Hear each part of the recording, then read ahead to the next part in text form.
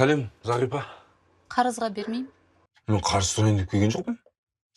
Не болып жұмыс таптың ба не? Жоқ, жұмыс іздеп келгем. Сенде грузчик или андай сатушы жұмыс бар ма?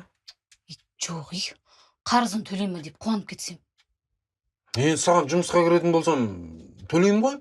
Айлықтан ақ қаласың ғой. Ой, жоқ дедім ғой, болды жұмыс. Не болды қылқылдап тегі? Төлемеймін онда қарызды. Немерелерім ба, біреулер кеп төлеп кетеді. Кеттім. Ербол.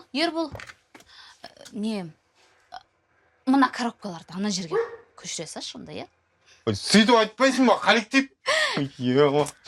Қайсы? Любой көтеріп қойшы. Иә, сосын мына жерде қой. Ona сәбіздер.